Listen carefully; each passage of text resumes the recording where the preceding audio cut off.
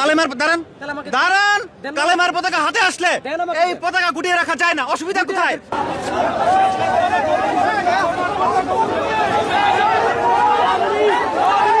ঠিক আছে কিনা? এমন বাংলাদেশ তৈরি করতে আসছি এখানে কেউ নিরপেক্ষভাবে কালেমার পতাকা উঠাইলে কেউ যাতে কোনো কথা না বলতে পারে।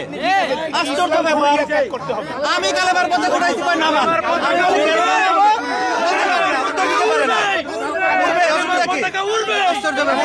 না, আমি তো পতাকা বাসা থেকে নিয়ে আসি নাই।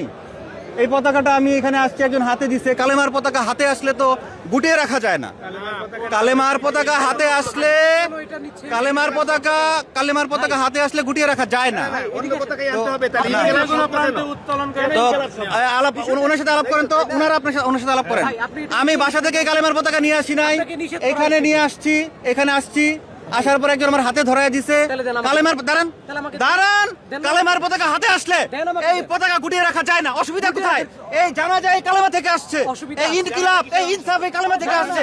আপনাদের অসুবিধাটা কোথায়? কিসের অংশ? ইনকিলাব থেকে বলা হয়েছে অসুবিধাটা কোথায় ভাই? আমি তো জানি না, আমি তো একজন সাধারণ নাগরিক নিয়ে আসছি, একজন সাধারণ নাগরিক সাধারণ মুসলমান নিয়ে আসছি ভাই।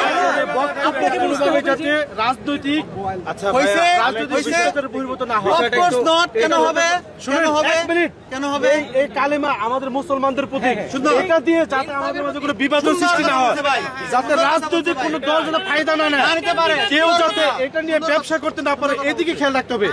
আজকে আমরা এখানে ইতিহাসে সাক্ষী হইতে আসি নাই। প্লিজ, আমরা এখানে ইতিহাসে শুধু সাক্ষী হইতে আসি নাই। ভবিষ্যৎ বাংলাদেশ এই হাতির দেশে ভবিষ্যতে ইতিহাস হওয়ার জন্য নিজেদেরকে প্রতিজ্ঞা করতে আসছি। ঠিক আছে কিনা? এমন বাংলাদেশ তৈরি করতে আসছি এখানে কেউ নিরপেক্ষভাবে কালেমার পতাকা উঠাইলে কেউ যাতে কোনো কথা না বলতে পারে।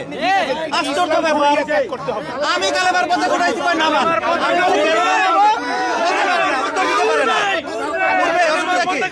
আশ্চর্য ব্যাপার।